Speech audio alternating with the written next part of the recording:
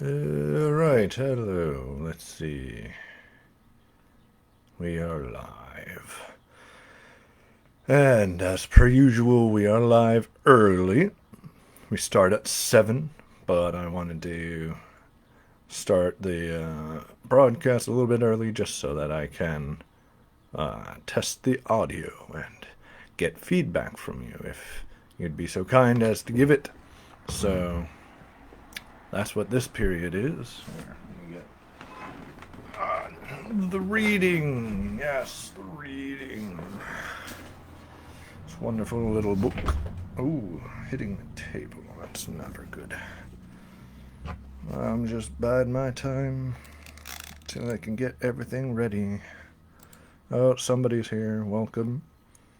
I'm just testing the audio right now, so if any feedback you have, whether you can or cannot hear me, let me know. It's very much appreciated. Let's see if we can adjust everything to make it look nice. And let's see. Again, we will start at 7-ish. And so we are testing audio. Testing. If you are having trouble hearing me, please leave a comment in the comment section, and I will be able to see it and adjust accordingly. So if you can't hear me, then please let me know. Or if you can hear me, please let me know. Now we have 2 people watching. Welcome. I'm trying to find out if everything is working right. Oh, yes. And of course my computer is moving slowly as per usual, but I will be able to find out what is happening soon. So again, any and all comments are welcome. If you could let me know if you can hear me, then I'd appreciate that. And yeah, we can begin shortly. Oh, can hear and see you. Okay, good. Thank you, Barbara. And we have 3 people. Oh, hello, welcome. Welcome all, one and all. Yes, we will be beginning at 7. This is the audio test, audio visual tests. So this is when any and all complaints can be heard if you have them. So if you do have them, bring them forward now. Get everything set up.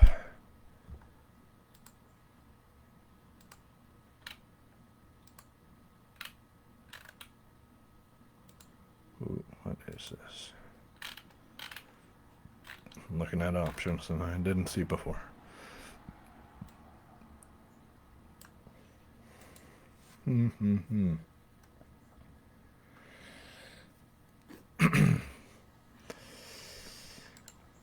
Well, so, as noted in the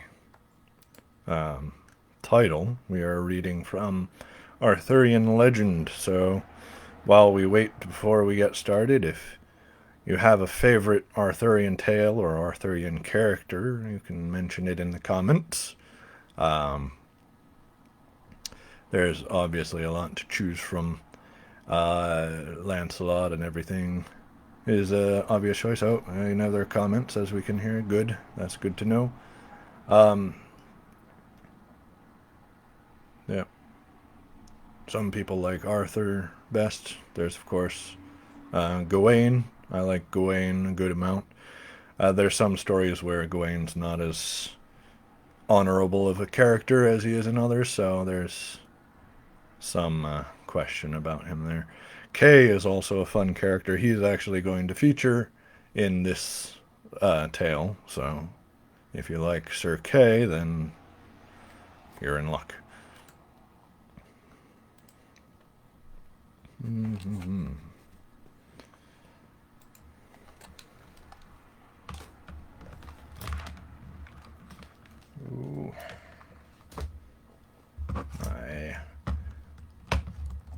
mouse cord is very long and gets in the way sometimes. One person keeps going in and out. I go from 2 to 3 viewers back and forth. I wonder if everything's all right.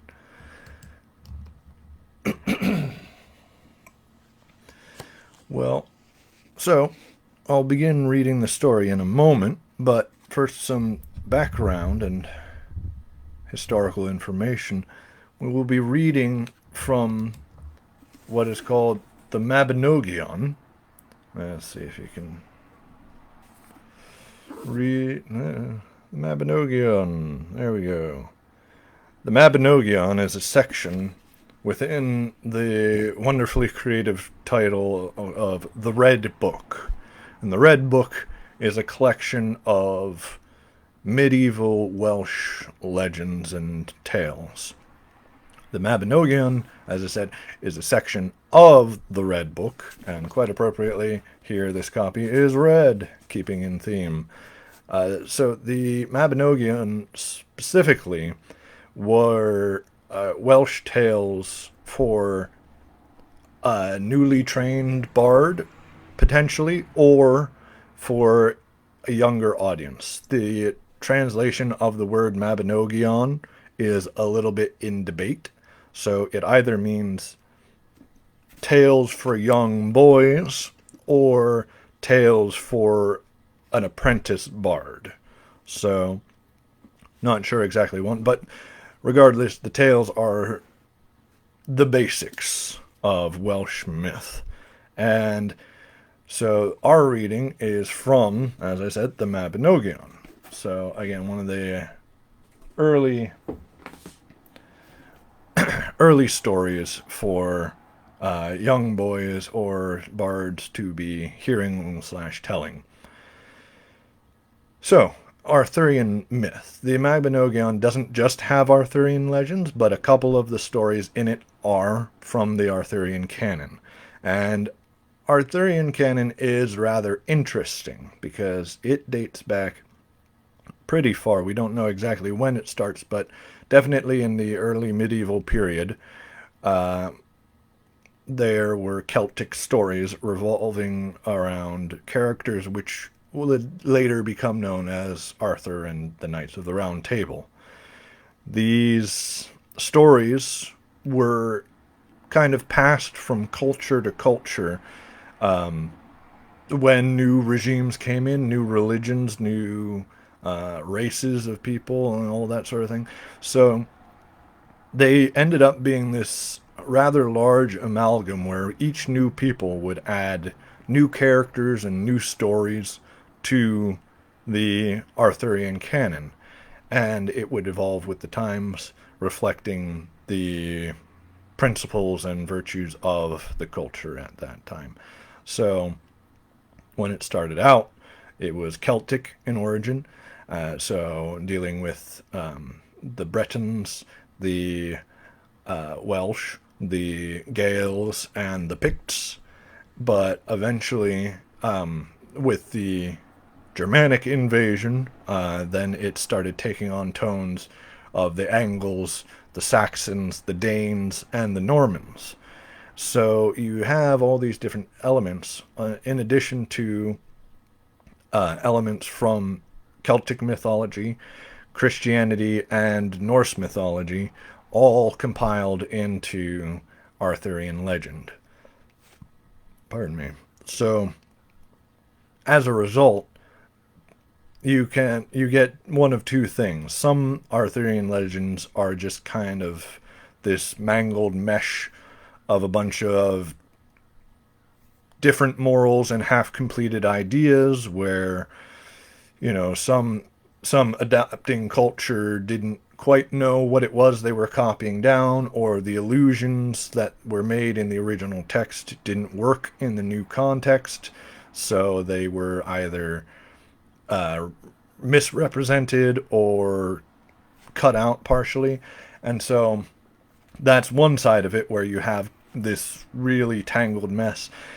But then you have the other side of it, where all the different forms of the culture and the storytelling evolve and build on each other, so that there are allusions allusions within allusions and symbolism on top of symbolism, and you can kind of, like an archaeologist, dig through the layers of the story and find many different stories, many different cultures, many different religions and ideas, all in one single story. So Arthurian legend is quite interesting because of that, and has stand the test of time and has evolved with the cultures that it's a part of, so it is very interesting. What we're going with is a story called How Culhwch Won Olwen, and it is from the Welsh canon of Arthurian myth. So, as said, there are various different canons based on which culture is the one telling the story. So what the Welsh people are one of the earlier people who are involved in the Arthurian narrative. So this is more of the story in its original form, which is not typically the story that we know of, because we typically know of the version that was heavily influenced by the French. So, for example, Morgan Le Fay, well, Le Fay is a French title, and we get that because in England, after the Norman conquest, French was the language of the court. So you have Morgan Le Fay is a French title, and you have Lancelot du Lac, Lancelot of the Lake. So he's a French character, and he's given a French name. So, and of course they're very Christian in theme. So that separates the Norman or French or modern English canon from the Welsh canon. So again, we're going from the Welsh canon here, earlier version, and the Welsh canon had a very different perspective on a lot of things. Now, this isn't pure Welsh canon because it was written in the 13th century, I believe. So, or at least copied down in the 13th century. And that means this was already in the post-Christianized world. And so the Christianization has been applied to Arthurian legend. It wasn't always so. So there is, this isn't the original version. It is a modified version. And we don't know how old the tradition is again, but this is going back pretty far. There are ones that are comparably as old or perhaps older than this legend, but it is one of the oldest that survives. So, as How Culhwch Won Olwen, and I do apologize ahead of time. There are many complicated names, hard to pronounce in the Welsh language. I will do my very best to pronounce them correctly and not to get caught up on any of them, but these are very, very difficult, some of them, and I'm not used to pronouncing a lot of the Welsh sounds, so they're quite interesting. But I think that's everything. I think we're ready to begin. All right. Let's get the story going.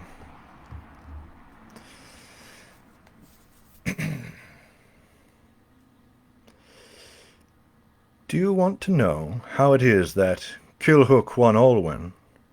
Well, dear children, gather round and I will tell you the tale.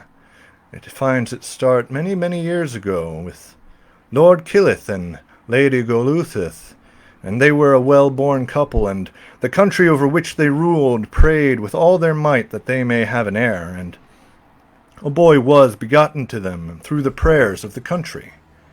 And from the hour she became pregnant, the lady went mad, and did not go near any dwelling.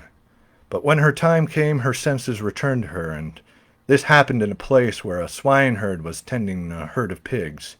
And out of fear of the pigs, the queen gave birth, and for that reason the boy was given the name Culhwch, which means pigsty. And after that, the mother of the boy fell ill, and she called her husband to her side and spoke to him thus: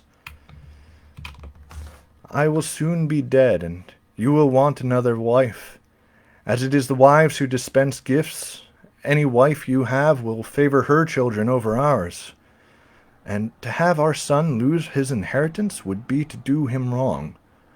So I ask you this, not to seek a wife until you see a two-headed briar on my grave." And he made that promise to her. And she called for her confessor and asked him to strip the grave bare every year so that nothing could ever grow on it. And after that the queen died. And for many years the confessor held true to his promise, but as time drew on, he began to neglect his duty.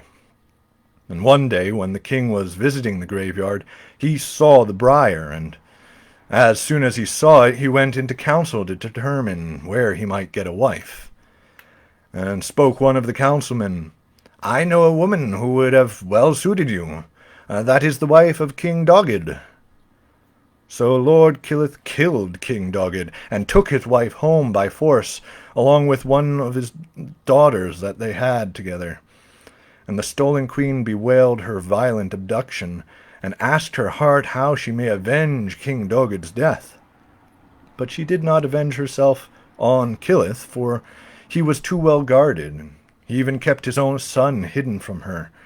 So she clasped her captor husband's knees and begged him not to hide his son any more. And Culhwch said, "I will not hide him any more." So the boy was sent for and came to court, and his stepmother said to him, "It would be good for you to seek a wife, boy. I have a daughter who would suit any nobleman in the world." And spoke the boy, "I am not of an age to seek a wife." Then the queen became indignant, since he had spurned her daughter, and she cursed him, saying, "I swear a destiny upon you, that you shall never marry until you get Olwen, daughter of Uzbethad and Benkar." And the boy blushed, and love for the maiden came into all of his limbs, although he had never seen her. And spoke his father to him, "O boy, why do you blush? Why are you so ill at ease?" "My stepmother has placed a destiny on me, and now I feel love for Olwen, daughter of Uzbethad and Benkar, though I do not know who she is." "It is easy to find her, boy," said his father to him. "King Arthur is your cousin. Go to him and entreat him as kin. I know he will grant this boon of yours." Off went the boy on a light grey-headed steed, a saddle of precious gold beneath him, and 2 spears of sharpened silver in his hand. A glaive was also in his hand, the length of a man's forearm from ridge to edge. So sharp it was, it could draw blood from the wind, and it was as quick as the first dewdrop running down the stalk during the heaviest dew in the month of June. And as for his steed, so light was his canter that the tips of Culhwch's hair were not so much as stirred as he made for the door at the court of King Arthur. And there he demanded entry, and the porter reported to the king to see about his request. And spoke Arthur to him, "What news do you have from the gate?" "2/3 of my life have come and gone," said the porter, "and fair princely men have I seen, but never have I seen the one that is before the gate now, the like of which is astounding." And spoke Arthur, "If it was by walking that you came in, go back out running. Someone serve him with golden drink and horn, someone else with hot peppered chops, so that he has all he wants of food and drink. It is a shameful thing to leave a man like the one you speak of under the wind and rain. We are noblemen only as long as people seek us out." The porter went to the gate and opened it before him, and rather than alight at the front of the gates, Culhwch came on inside on horseback. Spoke Culhwch, "May you prosper, mighty warlord of this island. May the blessing I give you be as full as your grace and your faith and your praise within this island." "May you also prosper. Sit between 2 of my knights and feast well, and when I apportion my goods to my guests, you will take the first and the greatest of all." Spoke the boy, I have not come here to wheedle food and drink. There's but one boon of you I ask. Spoke Arthur. You will get it, whatever boon you might be named. As far as the wind blows, as far as the sun reaches, as far as the sea stretches. Anything apart from my boat, my cloak, my sword, or my wife. God's truth in that? You shall get it, gladly. Name what you would name. I will name it. I ask that you trim my hair, acknowledging me as your kinsman. So Arthur took a gold comb and a pair of shears with silver loops, and he cut his hair and spoke thus. My heart is growing fond towards you. I know you are sprung of my blood. Tell me, who are you? I will tell you. Culhwch, son of Culhwch, from Golithith, daughter of Onlawd. Spoke Arthur. That must be true. You are a kinsman of mine. Name what you would name for a boon. I ask just for one boon, and that is that you get me Olwen, daughter of Usbathad and Benkar, and I invoke it in the name of your knights. Arthur said, O Culhwch, I have never heard about the maiden of whom you speak, nor her parents. But I will send out messengers to search for her gladly. And from that night until the end of the next year, Arthur's messengers were searching, but by the end of the year they had not found anything. And said Culhwch, Everyone has had his boon, but I am still lacking. Well, then I will go, and I will tell all how you have dealt falsely with me. And said Sir Kay, O Culhwch, you are insulting Arthur too much. Let us look together for Olwen. Until you admit she does not exist, or we actually find her, I will not part from you. Then Kay arose. Kay had power in his hands, and triumphant was he. As long as 9 nights and 9 days could he go without sleep. A sword wound from his hand could never be healed, and he was tall, and in his hands were the strength of many men. Then Arthur also called upon Sir Bedwyr, one who would never shrink from a mission which Sir Kay was going on. There was none as handsome as he in the island except Arthur, and although he was one-handed, many armed knights could not draw blood as quick as he. Gurhyr was also called.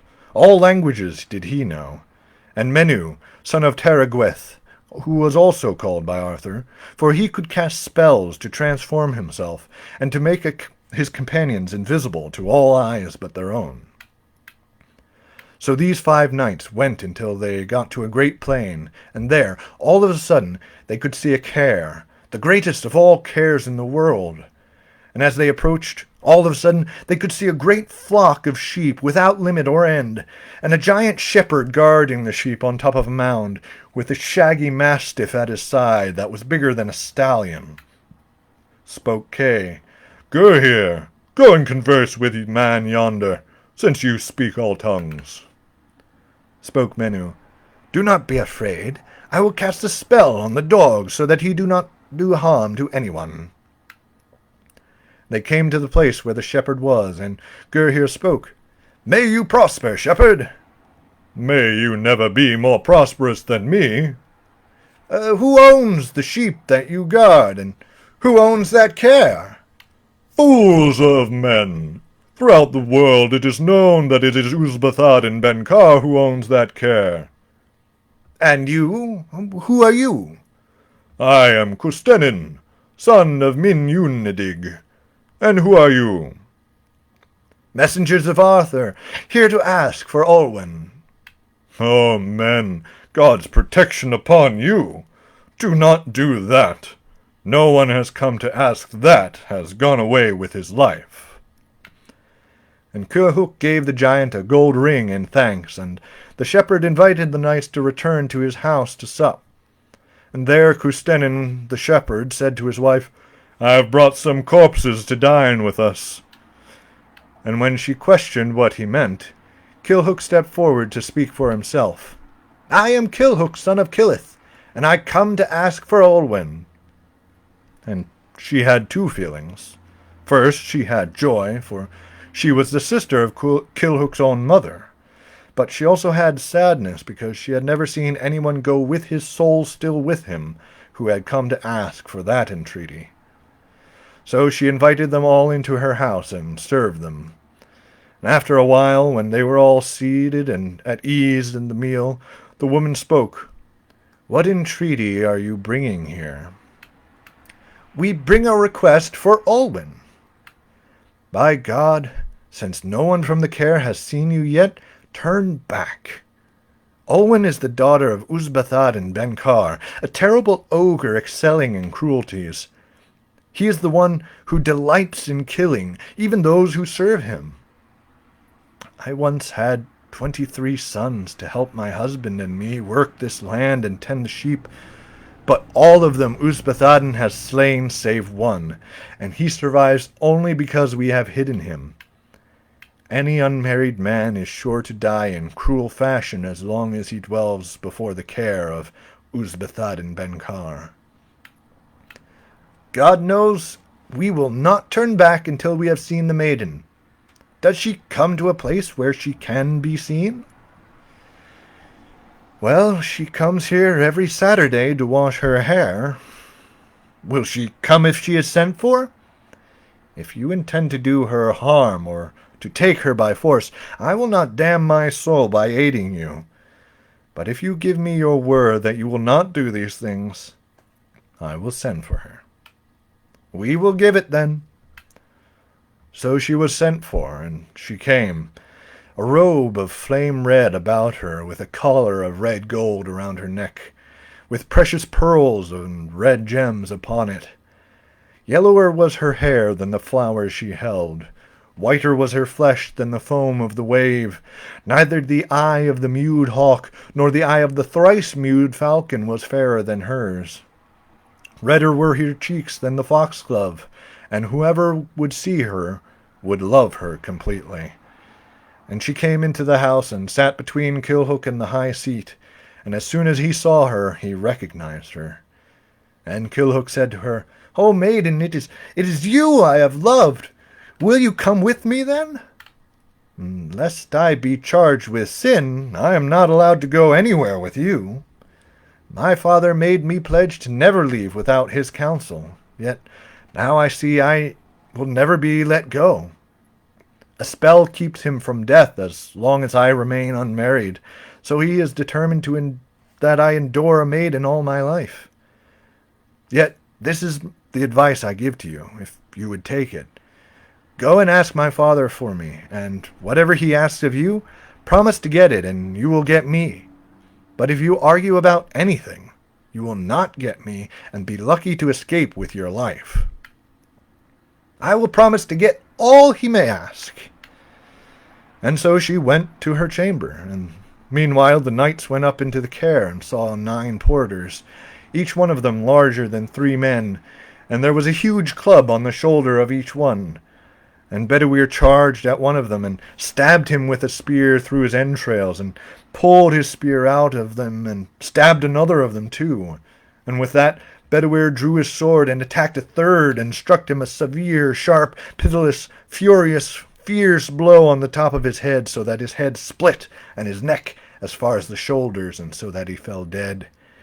And those with Bedwyr did likewise, so that all 9 porters were slain, without a single man crying out. And so they walked up the hall, and faced the father of Olwen. As she was beautiful, so was he hideous. The great ogre sat upon a stone throne, and 3 poisoned spears were at his side. Many folds of his skin sagged about him, and his heavy brow drooped over his eyes so that he could not see. And spoke they, "May you prosper, Uzbathad and Benkar, from God and from men." "What brings you here?" "We have come here to ask for Olwen, your daughter, and to give him to Culhwch, son of Culhwch, or—" "Let me see what my prospective son-in-law is made of," said he. and taking a forked staff, Uthpathadden lifted his brow and gazed with eyes of death over Culhwch. They said, Uthpathadden, give us your daughter in return for her dowry and her maiden fee, and unless you give her to us, you will get your death because of it. Oh, away with you and your threats. I heed none of them. Return here tomorrow if you will. I will give you some kind of answer then. And he leaned back in his throne and let his brow again cover his eyes. But as they turned to leave, he quickly arose and took one of the poisoned stone spears and hurled it after them. As quick as sight, Bedwyr caught the weapon and hurled it back, and it pierced straight through the middle of Uthpathadden's chest and burst out the small of his back. Cursed, savage son-in-law! Like the bite of a leech did the hard iron hurt me. Yet I live, and with no more pain than a tightness in my chest, though I am run through. I am not a man that I might be slain. And so the knights left and returned to the house of Custennin and ate their food. And on the next day they came to court, and spoke they, Uthpathad and Benkar, do not shoot at us any more.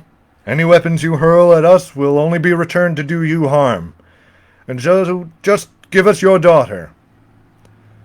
Where is the one who is being talked about, asking for my daughter? I ask for her, Culhwch, son of Culhwch. The great ogre lifted his brow and gazed with eyes of blood over Culhwch. When I have got that which I name for you, you will get my daughter. Name that which you would name. For bridal price, I require the sword of Gaur. He cannot ever be killed except by his own blade, and he will not give it to anyone, not for money or love, nor can you force him. Easy it is for me to get that, although you reckon it impossible. Though you may get that, there is that which you will not get. A sword belt made from the beard of Dilisfarfog, as there is not anything which can hold the sword of Gaur other than this. And no one can get any use from that hair unless he is alive when it is pulled from his head. If he is dead, the hair becomes brittle. Easy it is for me to get that, although you reckon it impossible. Though you may get that, there is that which you will not get. I will need to wash my hair and shave my beard.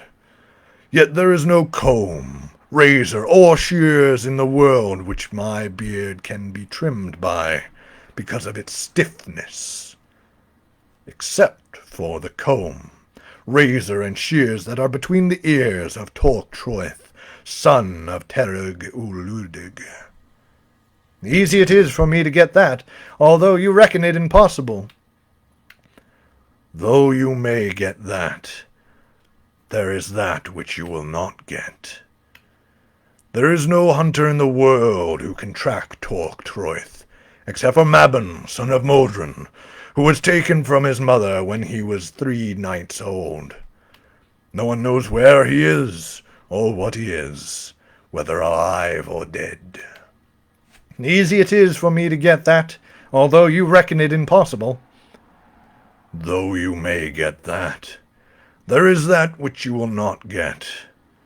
I will need to soften my stubble before my shave. Yet it will never soften unless you get the blood of the Black Witch, daughter of the White Witch, from the Valley of Desolation in the uplands of Hell. Easy it is for me to get that, although you reckon it impossible. Though you may get that, there is that which you will not get. Wakefulness you will get without sleep at night in seeking these, but you will not get them, and you will not get my daughter. And as they got up to leave, he took the second stone spear that was beside him and hurled it after them.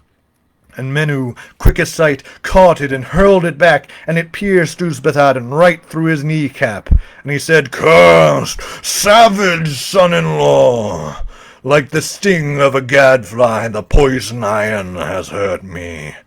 I am not a man that I might be slain." And so they left the place, and walked that day until evening. And all of a sudden a cairn of mortared stone could be seen, and lo, a giant, bigger than 3 men of this world, could be seen coming from the cairn. And Gurhyr spoke. "Who owns that cairn?" "Ah, fools of men! There is no one in the world who does not know this cairn belongs to Urnak Gaur." "Will you open the doors and admit us as guests?" "I will not. Knife has gone into food, and drink into horn, and a throng into the hall of Urnak. Except for a craftsman who brings his craft, the door will not be opened." And spoke Kay. "I have a craft, giant." "And what is your craft?" "The best furbisher of swords in the world am I." "Long has my master been looking for someone who can polish his sword. I will let you in, but your companions must wait outside." And so the gatekeeper opened the gate, and in came Kay alone. And he greeted Urnak, and took a seat at his feet, and Urnak said, "Oh, man, is it true what is said about you, that you furbish swords?" "It is." "Oh, well, prove your words."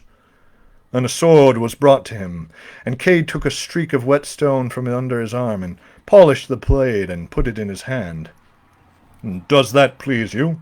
Oh, yes, it would please me more than anything if all in my land were worked with such craft, and if you did this with all my gear." Then Urnak handed Kay another sword, a knightly sword, a kingly sword, and Kay knew that this one was the one which Usbethadden spoke of. And spoke Kay, "Your scabbard has damaged your sword. Give it to me to take away the wooden side pieces, so that I can make some new ones." And the giant marveled at the works of his hand, and said, "What a shame a man as good as you is without a companion." "But, sir, I do have a companion, although he doesn't practice this craft. Bedwyr is his name, and his craft is that of the spear, which will draw blood from the wind in his hand." And the gate was opened, and Bedwyr came inside, and once Bedwyr was beside him, Kay stood above the giant, as if he were putting the sword in the scabbard, but he thrust it into the head of the giant, and struck off his head with a blow. And the other giants of the court hurried to their feet with weapons in hand, but Bedwyr, with swift spear, slew them all before they came near. And then Kay and Bedwyr laid waste to the cairn, and carried off whatever jewels they desired. And after that they went with the sword of Urnak Gaur to the court of Arthur, and they told him all that had happened. And Arthur said, "Which of these wonders is it best to seek next?" "It is best," said Culhwch, "to seek Mabon, son of Modron." Arthur said, "Gurhyr, it is right that you go on this mission. You have all languages, and are conversant with some birds and animals. I am hopeful that you will succeed." And they went on their way, and found the blackbird of Kilguri. And Gurhyr asked her, "By God, do you know anything of Mabon, son of Modron, who was taken on the 3rd night from his mother?" And the blackbird said, "When I first came here, there was a smith's anvil, and every evening I would work the anvil with my beak, and today there's nothing left of it which has not been worn away. Yet in all that time I have never heard anything about the man of whom you speak. However, a kind of beast there is which God formed before me. I will go as a guide before you." And they came to the place where the stag of Hredintree was. "O stag, tell us, do you know anything about Mabon, son of Modron, who was taken on the 3rd night from his mother?" And the stag said, When I first came here, there was nothing of this forest but one oak sapling, and that grew into an oak of 100 branches, and today there is nothing of it but one red stump. And from that day until today I have been here, yet I have never heard nothing of this one of whom you speak. However, there is an animal of whom was formed before me. And so they came to the place where the owl of Culhwch was. O owl, do you know anything of Mabon, son of Modron, who was taken on the 3rd night from his mother? When I first came here, the great valley you see before you was a wooded glen. A race of men came to it, and it was destroyed, and there grew another wood in it. And here now is the 3rd wood, and from that day to this I have heard nothing of the man of whom you ask. However, there is an animal whom God formed before me. And so they came to the place where he was. The owl said, Salmon of Culhwch, I have come to ask if you know anything about Mabon, son of Modron, who was taken on the 3rd night from his mother. As much as I know I will tell. With every flood tide I go up the river until I come to the bed of the wall of Culhwch, and there I found as much grief as I have ever found before. And so that you believe it, one of you come here and ride upon my shoulders. And the ones who went on the shoulders of the salmon were Kay and Gedawir, or Gurhir, and they went on until they came to the other side of the wall of the prison. And there was a weeping and wailing which they could hear echoing all about them. And Gurhir said, What man weeps from within this stone chamber? Alas, man, alas, one who has cause to weep. Mabon, son of Modron, it is imprisoned here, and never has anyone been imprisoned in an imprisonment more mournful than mine. Is there any hope for you to get your freedom? No, none. None unless an army take me away by force. And so, returning from there, they came to where Arthur was, and told him all. And Arthur summoned the warriors of this island, and went to Culhwch, and sent a message to their king, and asked for Mabon, son of Modron, to be given to him. But the king said, God knows, even if you were to ask only to look at him, you would never get your desire. Then the hosts of Culhwch came to fight them, and a great battle took place. And in the battle the 2 kings approached each other, and at the first attack Arthur struck the king of Culhwch in the center of the boss of his shield, so that it split in half, and all his armor shattered, and he was thrown the length of his arm and spear shaft to the ground, suffering a fatal blow. And while they fought, Kay broke through the wall and took the prisoner on his back, and then went back to fighting with the men at his side.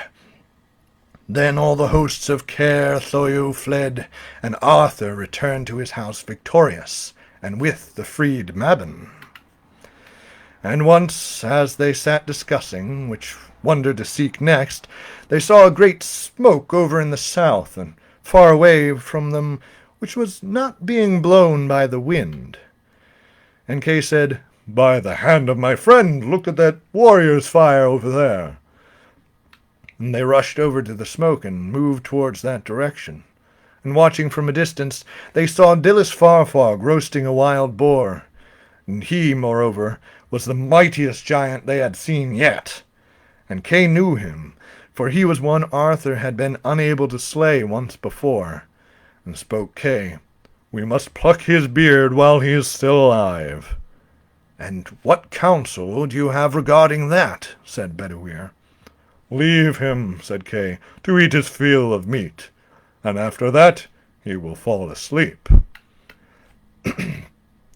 When Kay knew for certain that the giant slept, he dug a pit under his feet, and the biggest pit it was that the world had ever seen, and then he struck him with an immense blow beyond all measure, and squeezed him into the pit until only his head was above ground. And then they plucked out his beard with tweezers, and after they had done that, they killed him outright. And from the beard they made a sword belt, and gave it unto King Arthur. And then King Arthur said, Which wonder is best to seek now? It is best, said Culhwch, to get the comb and razors and shears from Torc Troith.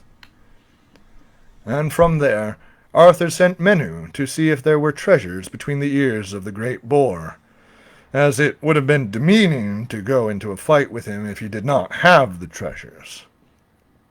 Torc Troith was found in Ireland.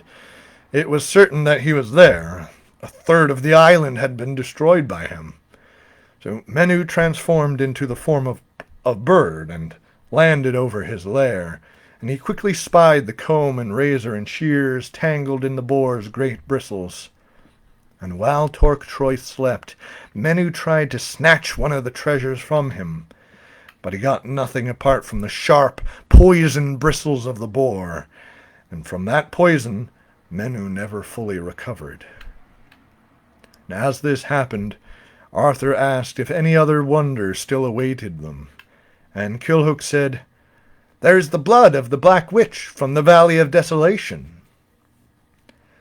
So Arthur set out towards the north, and came to the place where the cave of the hag was. And he sent Sir Cacamry and Hygwig, his brother, to go fight with the hag.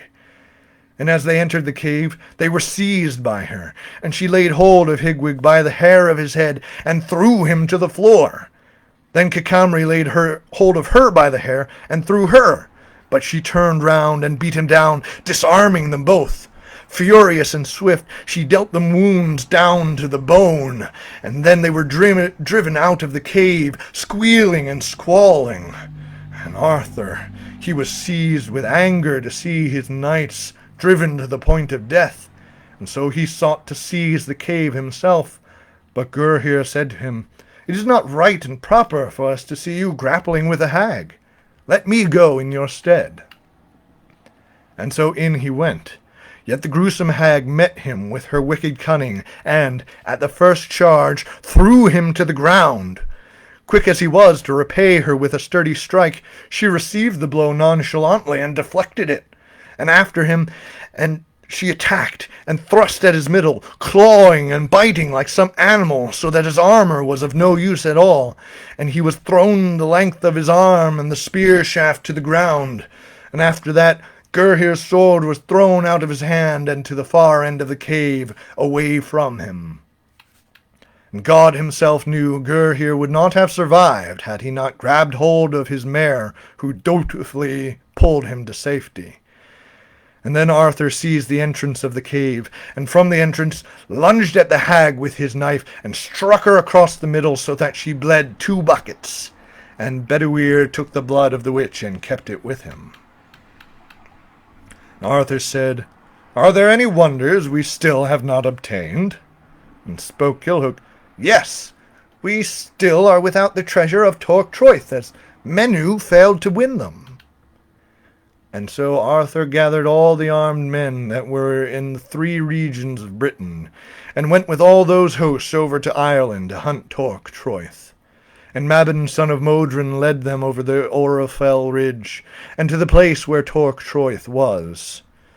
Dogs were set loose on him from every side, and that day until the evening they fought with him, but he still laid waste to 1/5 of Ireland.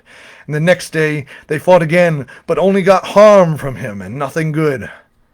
Then on the 3rd day Arthur himself fought with Torc Troith for 9 days and 9 nights, but still the boar could not be caught. And then the man, desperate and afraid, asked Arthur what was the origin of this swine. And so he said, He was a king, but because of his sins God turned him into a swine. So Arthur sent Gurhyr to parley with the swine, and Gurhyr crept near the lair of the great boar. And Gurhyr asked him, For the sake of the one who made you into this shape, if you can speak, I ask you to come to speak with Arthur. Torc Troith, like wings of silver were all his bristles. The path he would follow through could be seen by the glitter of their poison. This was the answer Torc Troith gave. By him that made me and the sheep, I will not say anything to Arthur. It was grievous enough what God has done to me, without you coming to fight with me. I tell you, Arthur is only coming for the comb and the razors and the shears that are between your ears. And Torquoise said, Until my life is taken, those treasures will not be.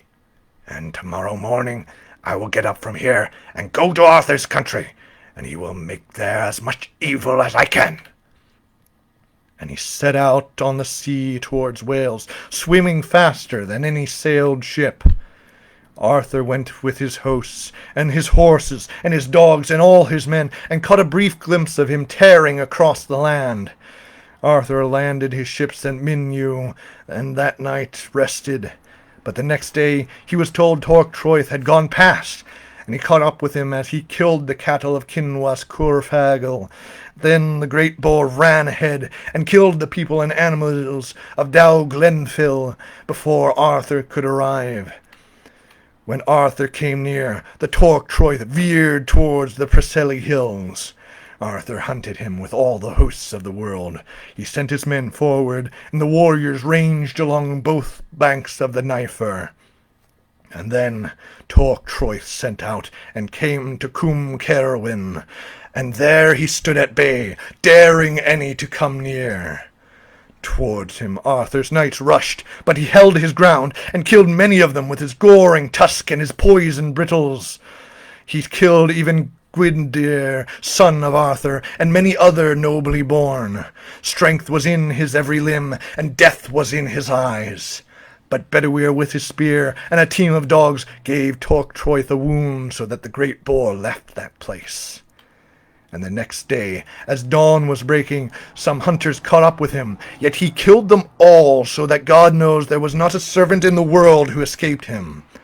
And along with those, he killed many of the men of the country, and even Gwilthil and Ser, Arthur's chief builder. And then Arthur caught up with him at the Mabinogion, and there Torquoise stood at bay before him. That boar, bigger than a stallion of 9 years, tossed his head and pawed the ground. And with each toss, a mighty knight was gored through his bright hauberk. With each pawing, the bones of men were mashed into meal. Many were slain, even poor Cacamre and his brother Higwig, who found themselves caught between bristle and tusk. Then from there Torquoise went on to Glyn Olston, and then the men and dogs lost track of him. Arthur summoned Mabon, son of Modron, and asked him if he knew anything about Torquoise. And Mabon hunted the swine as far as Dyffryn Lethor, and the great boar charged at them, and killed all the huntsmen, so that not one of them escaped alive except for Mabon. Then Arthur did then release all the dogs, and they set about Torquoise, and it became a deadly struggle for him, forcing him to again flee. Then Torquoise went between the Tawi and the Owais, and many of the men of Cornwall were summoned to meet Arthur at the mouth of the Severn. Then before the warriors of this island, Arthur said, Torquoise has killed many of my men, and by the might of men he will not go into Cornwall while I live. I will not chase him any further, but rather meet him here for a fight to the death. You do what you will. And the decision of the council was to send out a band of horsemen, and the dogs of the island with them, over to Owais. Then the veteran warriors waylaid Torquoise, and drove him by sheer force into the Severn. And Mabon went with him into the waters with Menw and Gurhir, and the great beast thrashed in the water. They seized his feet with ropes into the Severn, washed over his head. And Mabon, son of Modron, spurred his steed, and got the razor from him. Bedwyr, on another steed, took the shears. But before the comb could be taken, Torquoise burst every rope, and got onto dry land with his feet. As soon as he made landfall, neither dog, nor man, nor horse, nor any beast could keep pace with him until he crashed through the walls of Cornwall. All the trouble that they had had before was child's play compared to the trouble at Cornwall. Seeing himself trapped amidst a large host of valiant knights, the great boar kicked and gored so that the third of the city fell in heaps around him. No wall was sturdy enough, no iron withstood him. With his hoof he crushed the head of Osla, Arthur's servant.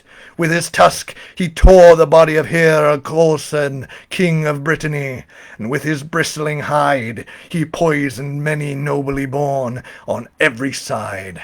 And with his strength he toppled houses and shattered stone. And in his mad frenzy, though, Culhwch did not see Sir Kay, who, with brave speed, reached between his bristling ears and clasped the comb. But before he could draw out the treasure, Culhwch saw him and tossed his head, trying to fling Kay from him. But Bedwyr came forward, and Gurhyr also, and drove spears into the beast, driving him back. Then Arthur also took hold of the comb, and he pulled with Sir Kay until the treasure was free. Then more spears were driven into Culhwch, and he was routed from Cornwall. Indeed, they wounded him so well that he was driven squealing into the sea. And from then on, no one ever knew where he went, nor did any see him ever again. And Arthur went thence to his home to bathe himself and to cast off his weariness. And spoke Arthur, "Now, Culhwch, you possess all the wonders which Usbethad and Benkar asked of you. Now, therefore, go and exchange them for his daughter, so that I may say I have been true to my word, and given you the boon that you have asked." And Culhwch set out, along with Kay and Bedwyr, and all those who wished ill on Usbethad and Benkar, over to the court which the wonders with them. And when they came into the court, the great ogre lifted his brow and gazed with eyes of hate over Culhwch, and he spoke, "Oh, cursed, savage son-in-law, do you return? Where is my promised bridal price? Did I not say you would not get them? Now that you have returned without them, I will have you and your companion slain." And spoke Culhwch, "But I do have them. Did I not tell you it would be easy for me, though you considered it impossible? Here is your bridal price, the sword of Ernach Gaur, kept in the sword belt made from the beard of Dillis Farfog, a handsome gift and a wonder of price." "Oh, but this bridal price is not enough. If I am to give my daughter away, I must wash my beard. And savage son-in-law, you have not returned with every wonder. Did I not say you would not get them? Now that you have returned without them, I will have you and your companion slain." "But I do have them. Did I not tell you it would be easy for me to do what you asked, though you considered it impossible? Here is the blood of the Black Witch to make your stubble soft, and here are the comb, razor, and shears which we plucked from between the ears of Culhwch." Then Usbethadden went into a violent rage, and arose, took up the last of the poisoned stone spears beside him, and hurled it at them. And Culhwch caught it, and hurled it back as he had longed to do, and it pierced him in his eyeball, so that it came out through the nape of his neck. "Oh, cursed, savage son-in-law! Like the bite of a mad dog, the poisoned iron has pierced me. Do not aim at us again, but honor your word that you gave us." So Usbethad and Benkar sat down, and allowed them to approach. And Bedwyr took the Black Witch's blood, and the comb, and the razors, and the shears, and shaved the beard of the ogre. And he was not gentle, cutting the skin down to the bone, and taking off bits of his ears. And Culhwch asked, "Have you been shaved, Usbethadden?" "I have been shaved," he replied. "And is your daughter mine now?" "She is yours," he replied. Thank Arthur for this, for he is the man who made it possible. If it had been up to me, you would never have her. And as for my life, it is high time you take it away." And so Sir Kay laid hold of Yspathaden by the hair of his head, and dragged him behind him to the mound, and cut off his head, and placed it on a stake on the rampart. And that night Culhwch and Olwen were wed, and she was his only wife as long as he lived. Arthur's hosts dispersed, each one to his own country. And that, dear children, is how Culhwch won Olwen. The end. So, as per usual, I would like to give a bit of an analysis from my reading on the text and give some perspective. Again, I hope you enjoyed it. It is, as I said at the beginning, from the Mabinogion, which is from the Red Book, which is a collection of medieval Welsh stories. The stories are not all about Arthurian legends, but a few of them are, this being one of them. And it has remnants of the previous pagan religion in it that aren't consistent with the later Christian version of Arthurian legend that we're more familiar with. The main thing about that is kind of covered over, but if you look at the text, Arthur is in the place of some type of deity from the Welsh religion. So, and you can see this in how people relate to him. So it is from him that all good things come from, where power comes from, where knowledge comes from. People are asking him about Torquatroith, and he is the one who knows about his history and that sort of thing. And he is also the one who can give gifts as far as the sun set and as far as the sea expands. Also, it's interesting to note that though this story is how Culhwch won Olwen, Culhwch does very, very little in the story. Mostly all the action is done by Arthur and his knights, further indicating that they are in this higher perspective, this divine perspective. And again, this isn't, from these clues alone, you might not be able to guess that Arthur is supposed to be a god, but there are fairly reliable sources, Welsh medieval historians who have analyzed that, and they said that that is the origin of this particular version of Arthur in this context. So he is the divine provider in this story. So he is the reason, as Yspathaden states, that Culhwch is able to pass the ogre's test. There isn't any way Culhwch could have accomplished any of the feats that he did on his own. He is very young, he's very naive, and he's a bit arrogant too. He storms into every place and makes demands. He makes demands of Arthur, he threatens to insult Arthur's honor, and then he goes to Yspathaden and does the same thing. So this is kind of his trope. He's not the reliable hero. It is, again, Arthur and Arthur's knights who enable him to become a hero by giving him the tools he requires to confront Yspathaden. Other interesting things. I did edit this text. The normal text is longer, but I did edit it down, as I did have with all of these texts, to fit it into an hour reading. But unlike some of the other texts, none of the story is missing, really. There's a few story elements, but most of what was cut out was repetition. So what I've noticed when I've been reading the Mabinogion is that repetition is a very big feature of their storytelling. I left some of that in so that we can experience it. There's a lot of repetition of phrases. Most obviously, I think, is the "though you may get that, there is that which you will not get.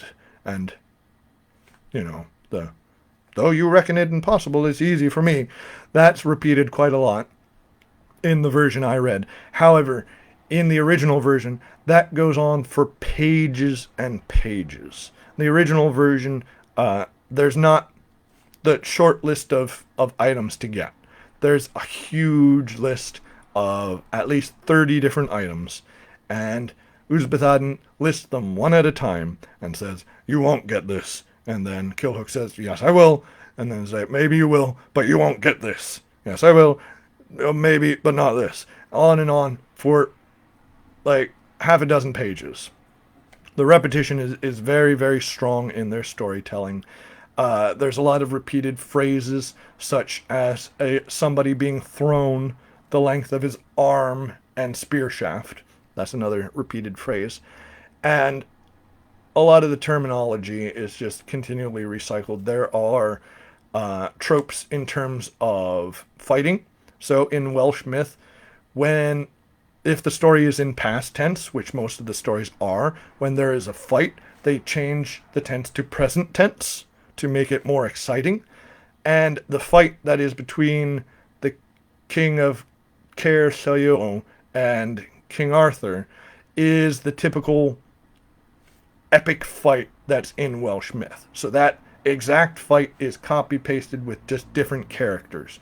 So the fight being that at the first blow, the good guy hits the bad guy right in the center of his shield and flings him off his horse, causing him to suffer a fatal fall. That's the stereotypical fight that is in all classic Welsh myth. So you find it quite a lot. So there's repetition within the story and within the mythological genre. So finding those are a lot of common threads. Again, I took a lot of them out just because it got a bit tedious in my mind. If you think that that was wrong of me to do so, I apologize. You can read the original, and there's plenty of copies online that you can access for free. They do go on for quite some time with these. I am warning you, though. And one of the other things I cut down at the beginning when Culhwch goes to King Arthur and says, I want this boon of you, and I ask you to do it in the name of your knights. In the original, Culhwch then goes on to name every one of the knights and tell a little bit about each one. And that's, of course, very important in a literary and mythological sense, because now you get a catalog of the knights of King Arthur. But in terms of hearing the story, it's not exactly the most exciting to hear a list of hundreds of names. So I cut that out. So again, even though I cut out a very large amount, I think this is a fifth the size of the original that I read. All in all, none of the story is cut out. Yes, there were other quests that Culhwch had to go on, but they were glossed over in the original story. Like, he had to plow a field, he had to plant the field and stuff like that. There's not really any action there, and they were all these 30-some quests were all fixed, were all resolved within a sentence or two. So I did cut out that sentence, but that's really not all that much. So, yeah, it is a strange thing. I'm fairly new to our Welsh myth. I haven't studied it very much. I have read about Torc Troith before, so it was fun to see him in his original myth. It's also fun to see boar monsters, because in modern mentality, and not a lot of monsters are boar based. However, in the medieval and ancient world, quite a lot of them were, because they were significant creatures on the hunt. They were hard to kill and could be quite deadly. So I did like to see Torc Troith. I think he's a cool but sadly overlooked mythical beast. Also, next reading, there's a bit of a backstory of what's going on. For the summer, our library's theme has been fantasy and mythical storytelling and that sort of stuff. So even though my personal theme, has also been mythology and legends, uh, they just happen to quite nicely line up for that.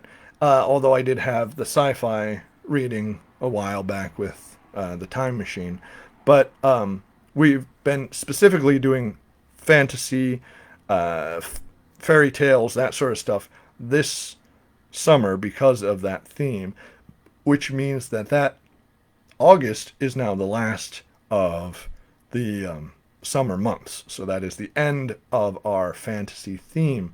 So to celebrate the fantasy theme, I figured I would do a quick story pattern, like a sequence of quick stories. So around the world in 8 stories. I'm not doing 80 stories, so we'd cut that down to 80 stories. So 8 stories. It will still take an hour, so it will be the same length, but 8 stories. So really, really short stories, classic fairy tales from 8 different cultures around the world. So I'm very excited about this, but I would like to have your input. I'm starting to come up with a list of what stories to tell in those 8 stories for around the world, but I want to know what stories you would like to hear. What cultures would you like to hear from? If you think that I might miss something that you definitely want to hear, definitely send me some sort of a message. You can comment on this video now. You can comment on it after the video's over. It still allows comments. You can write a comment to the library's Facebook page. You can also send us an email. If you can contact me directly, you can do that however you like to do it. Please reach out to me, and so that we can have kind of a cooperative thing, because it is supposed to be around the world, all inclusive. Obviously, we won't get everybody with just 8 stories, but I am excited to try to get the best representative pieces. So definitely reach out, and thank you all for watching. See you next time. If I can get